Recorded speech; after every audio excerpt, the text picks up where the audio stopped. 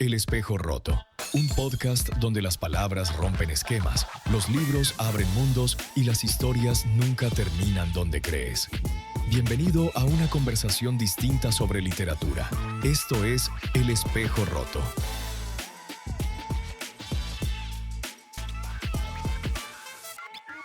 Bienvenidos al Espejo Roto, el podcast donde usamos la literatura para mirarnos de frente como futuros líderes. Hoy les traemos una pregunta que incomoda. ¿Y si toda tu vida, en el fondo, fue una mentira que tú mismo construiste? Eso le pasó a Iván Illich, y según Tolstoy, nos puede pasar a cualquiera de nosotros. Hoy analizamos la muerte de Iván Illich, publicada en 1886 por León Tolstoy, una novela corta, apenas 100 páginas, que desmonta con precisión quirúrgica siglos de ilusión colectiva sobre el poder, el éxito y lo que significa vivir bien. Y todo esto lo hacemos con la mirada bien puesta en lo que hemos aprendido en clase. Todas estas teorías académicas como la del liderazgo, la ética, la autoridad y el poder formal e informal. Además, hoy estamos con un invitado muy especial, el propio Iván Illich. Lo entrevistamos en el único momento de su vida en que por fin está dispuesto a ser honesto. Iván Illich Golovin es un magistrado de la Rusia zarista. Desde joven aprendió una sola regla de vida: haz lo que es correcto según las personas correctas, no lo que es verdadero, no lo que es tuyo, lo correcto. Construyó una carrera, un matrimonio, una casa, todo diseñado para verse bien desde afuera, y funcionó. Subió, fue respetado, fue obedecido. Esto nos puede sonar conocido porque lo vemos todos los días, ya sea en las organizaciones o en la política, a veces incluso dentro de las familias. Es ese directivo que escala no por convicción, sino por imagen, y aquel que toma decisiones basadas en lo que dirán los demás y no en lo que es éticamente correcto. Iván no es solo un personaje del siglo XIX, sino que se convierte en un arquetipo que sigue vigente. Un día, mientras decora su casa nueva, ese símbolo perfecto de su ascenso social, Iván cae de una escalera y se golpea en el costado. El dolor no desaparece. Los médicos no concuerdan en el diagnóstico. Y mientras su cuerpo lentamente se apaga, algo en su interior despierta por primera vez. Algo que le había callado durante décadas. Lo más demoledor de la novela no es la muerte en sí, es el proceso interior que la precede. Es el momento en que Iván, solo, con dolor, con miedo, se hace la única pregunta que durante toda su vida había esquivado con maestría. ¿Viví bien? ¿Lo que hice valió la pena? ¿Fui real? Y la respuesta que emerge lo destruye de una manera que ninguna enfermedad podría. Ahora estamos con nuestro invitado, Iván. Gracias por acompañarnos en El Espejo Roto. Podría decir que es un placer, pero ya no me quedan energías para cortesías, y supongo que eso precisamente es lo que los trae aquí, que por primera vez en mi vida no tengo fuerzas para fingir. Lo curioso es que pensé que sin la máscara me sentiría expuesto, vulnerable, disminuido, pero hay algo extrañamente liberador en esto, como cuando se cae una pared que uno cargaba sin saber que lo era. Iván, la pregunta que Tolstoy le hace al lector a través de ti es directa y brutal. ¿Fuiste un buen líder en tu juzgado, en tu hogar, con las personas que dependían de ti? Fui correcto, fui eficiente, fui respetado. Eso es lo que diría el Iván de hace 3 meses. Pero hoy tengo que ser más preciso, porque ya no me queda tiempo para dar respuestas cómodas. La verdad es que nunca me pregunté qué necesitaban los que estaban a mi cargo. Nunca. Yo siempre me preguntaba qué esperaban los demás de mí. A mis subordinados los traté como piezas de un mecanismo que yo debía operar con corrección. A mi esposa la traté como un elemento necesario para la decencia social de mi posición. A mis hijos ni siquiera sé qué pensaban realmente de mí. Nunca los escuché de verdad. Escuchar hubiera implicado que sus vidas importaban más que mi tranquilidad. Y justo ahí es donde está el dilema ético central que Tolstoy nos plantea. Iván tenía toda la autoridad formal, todos esos aspectos que legalizan el poder, como el cargo, la investidura y la jerarquía. Pero él ejercía este poder desde el miedo y desde la apariencia, no desde valores genuinos y propios. Entonces ahí es cuando nos surge la pregunta, que es, ¿puede realmente existir el liderazgo ético sin tener la autenticidad previa? La respuesta de Tolstoy es implacable, no puede, y lo demuestra con un contraste genial. El único personaje que lidera éticamente en toda la novela no tiene cargo, no tiene título, no tiene jerarquía. Es Gerasim, el campesino que cuida el cuerpo de Iván en sus últimas semanas. Lo hace con presencia, con honestidad, sin cálculo, sin pedirle a Iván que finja que se va a recuperar. Iván, cuéntanos de Gerasim. porque en la novela hay algo en él que te transforma de una manera que ningún médico, ningún colega, ningún familiar pudo. Gerasim era un muchacho campesino sin educación ni posición social y era el único que no me hacía sentir solo. ¿Por qué? Porque no mentía. Todos los demás actuaban como si mi situación fuera temporal. Era una mentira colectiva que yo mismo había sostenido durante décadas. Gerasim no.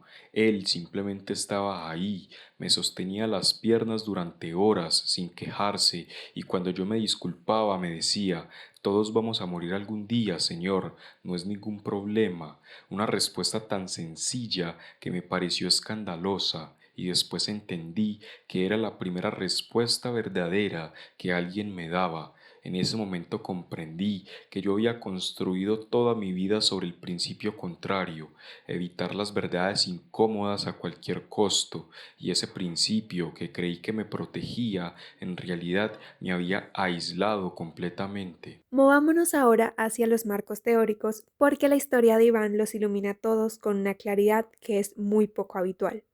Empecemos por la distinción entre lo que es autoridad formal y poder informal. Iván tiene lo que denominamos autoridad formal, que está en su cargo de magistrado y en ese reconocimiento social que tiene. Básicamente, su posición de mando es lo que le da esa autoridad, pero su poder real, que lo podemos entender como la influencia genuina que tiene sobre los demás, es prácticamente nula. Su familia, digamos, lo soporta y sus colegas sin duda lo respetan, pero nadie lo sigue porque quiera seguirlo, sino por ese sentimiento de obligación hacia su título. Si lo analizamos desde la teoría del liderazgo de McGregor, Iván es un directivo X. Asume implícitamente que las personas a su alrededor, su esposa, sus subordinados, son perezosos, que necesitan supervisión constante, que no tienen la madurez para actuar bien sin control externo. Por eso nunca delega con confianza, nunca cocrea, nunca escucha. Solo verifica que las formas se cumplan y cuando alguien no cumple las formas usa el poder formal como sanción. Iván, ¿te reconoces en esta descripción? Sí, y lo que más me duele es que en su momento yo lo llamaba rigor, profesionalismo, sentido del deber. Pensé que no confiar era una virtud, que un buen directivo no podía darse el lujo de creer en las personas más de lo que era prudente creer. Pero ahora veo que eso era miedo disfrazado de principio. Tenía miedo de que si confiaba y me fallaban, quedaría expuesto. Así que nunca confié de verdad, con nadie, y la consecuencia fue que nadie en ningún momento de mi vida se relacionó conmigo de verdad. Se relacionaban con el cargo, con la función, con la utilidad que yo representaba. Al final de mi vida descubro que fui, en esencia, un extraño para todos, incluyéndome a mí mismo. Es ese distanciamiento lo que hace un contraste tan radical con el liderazgo transformacional. Un líder transformacional podemos entenderlo como aquel que genera sentido dentro de su equipo, el que inspira un propósito que va más allá del beneficio inmediato y que crea una conexión emocional más genuina. Pero Iván hace exactamente lo opuesto. Él es puro liderazgo transaccional. En este tipo de liderazgo, aunque el intercambio es muy claro, no hay espacio para nada más. No existe una visión compartida ni un sentimiento emotivo, tampoco hay un propósito que trascienda y que haga crecer al equipo. Y luego está la ética del cuidado, que en la novela se encarna completamente en Gerasim. Esta ética plantea que las relaciones morales no son abstracciones universales, son concretas, corporales, situadas en el tiempo y en el espacio. Cuidar no es aplicar un principio, es estar presente con alguien que necesita presencia. Gerasim cuida el cuerpo de Iván con una dignidad que ninguno de sus iguales sociales pudo ofrecerle, y ese cuidado, sin pretensiones, es el único acto de liderazgo moral genuino de toda la novela. Hay otro concepto que me parece fundamental aquí, el liderazgo adaptativo, la distinción entre problemas técnicos y problemas en donde te tienes que adaptar al entorno. Ese es quizás el error más profundo de Iván como líder y como persona. Su crisis, que la representa en su enfermedad, en esa muerte inminente que él está afrontando y en el vacío que descubre en su vida, son un problema adaptativo en estado puro. Ahí es cuando él requiere un cambio de valores, un cambio de identidad y en la manera en que se relaciona con el mundo. Pero él hasta el final busca soluciones técnicas, busca el médico correcto, el diagnóstico adecuado, la postura perfecta en la cama. Él sigue aplicando la misma lógica de toda su vida, a una situación que le exige precisamente abandonarla.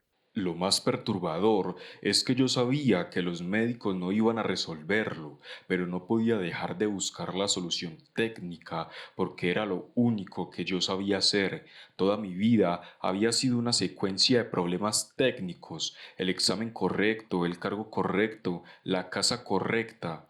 Nunca había enfrentado un problema que requiriera cambiarme a mí mismo, y cuando llegó ese problema, el único realmente importante, no tenía ninguna herramienta para abordarlo. Pensé que ser una persona íntegra significaba cumplir con las formas. No entendí hasta que era demasiado tarde que la integridad real es que lo que haces afuera corresponda a lo que eres adentro. Llegamos al momento más importante. ¿Qué nos llevamos de Iván Illich como futuros directivos y líderes? Personalmente me llevo una advertencia, una que no me esperaba encontrar en una novela del siglo XIX, pero que me parece igual de relevante. Y es que el éxito externo sin coherencia interna no es éxito, sino aplazamiento. Me parece que uno puede construir una carrera impecable, puede tener el mejor título y el mejor cargo, pero aún así va a llegar un momento de verdad, llámese una enfermedad o una pérdida o una crisis, y se va a descubrir que todo eso que habían construido no tenía raíces. Me parece que como futuros directivos tenemos que aprender a hacernos esas preguntas que son muy incómodas, pero muy importantes, antes de que la vida nos las imponga. Para mí la lección central es sobre el autoconocimiento como condición previa del liderazgo ético. Iván nunca se preguntó quién era, solo se preguntó qué se esperaba de él y vivió para responder esa pregunta. Esa diferencia entre ser y parecer lo define todo. Un líder que no se conoce a sí mismo no puede tomar decisiones desde sus valores. No esperen a estar donde yo estoy para hacerse las preguntas que importan. Yo pasé décadas construyendo una vida que se veía bien desde afuera y que por dentro estaba vacía. Y lo más cruel es que yo lo sabía y elegí no mirarlo. Todo fue adaptación, todo fue desempeño. Eso no es vivir. Cuando lleguen a sus organizaciones, pregúntense para qué están ahí ustedes como personas, porque eso determina si sus equipos los van a seguir de verdad o solo los van a obedecer por conveniencia. Yo solo conocí la segunda. Y con esas palabras, Iván Illich cierra sus ojos. Antes de cerrar, les dejamos la pregunta con la que queremos que se vayan. ¿Cuántos líderes que conoces hoy en tu organización, en tu familia, en tu país, están construyendo la vida de Iván Illich y todavía no lo saben? ¿Y cuánto de Iván Illich hay en las decisiones que tú mismo estás tomando ahora? Gracias por acompañarnos en este viaje literario. Esperamos seguir contando con ustedes para un próximo capítulo. Ya hacia el final de la novela, durante sus últimas horas, Iván tiene una revelación.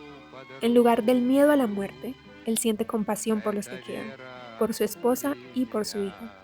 Deja de resistirse, y en ese acto de rendición, Tolstoy nos sugiere algo hermoso y terrible a la vez, que solo cuando dejamos de actuar para los demás, podemos por fin ser libres.